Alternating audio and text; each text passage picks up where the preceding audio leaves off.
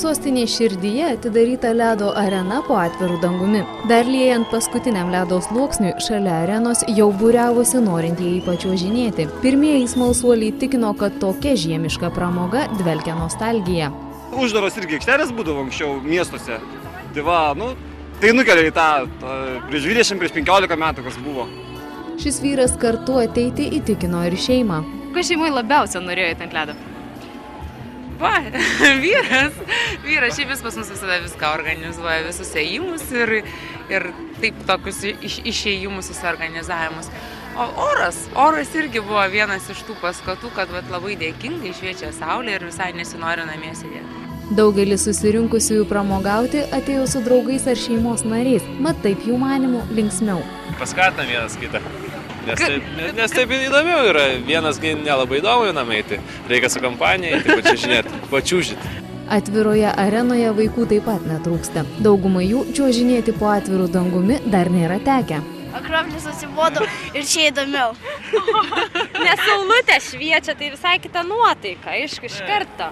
Tiesa, ta pati arena, kuri jau nuo sausio pradžios atvira žiemos pramogų mėgėjams, išvakarėse tapo įspūdinga scena. Šalia išpuoštos eglutės žiūrovų laukia nemažiau spindinti ledo misterijos programa, į kurią Margarita Drobesko ir Povilas Vanagas pakvietė savo draugus ir kolegas iš įvairių užsienio šalių. Ledo misterijos organizatoriai po renginio sakė, kad šokti Lietuvoje po atviru dangumi sena jų svajonė.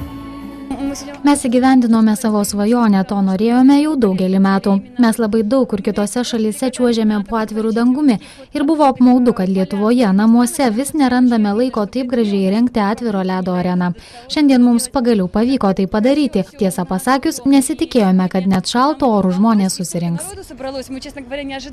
Šios atviros čiuožyklos pasirodymų atsidaro turbūt nauja era čiuožimo Lietuvoje. Tai yra tokia masinė čiuožimo po atviru dangumi era, kuri yra iš tikrųjų nuostabi, romantiška ir mes tikrai pavydėjom, kad tokios čiuožyklos yra ir Vienoje, ir Maskvoje, ir Peterburge, bet tokios gražios turbūt kaip čia Vilniuje, su tokiom dekoracijom mūsų senamiesčio, tai yra fantastika. Šioje arenoje tai ne vienintelis profesionalių šokėjų pasirodymas. Nors ledo akrobatai ir cirko artistai viešės vos kelias dienas, jie savaitgalį dar pasirodys specialiame šou vaikams. Reporterė Rita Gečiūnaitė, Vilnius.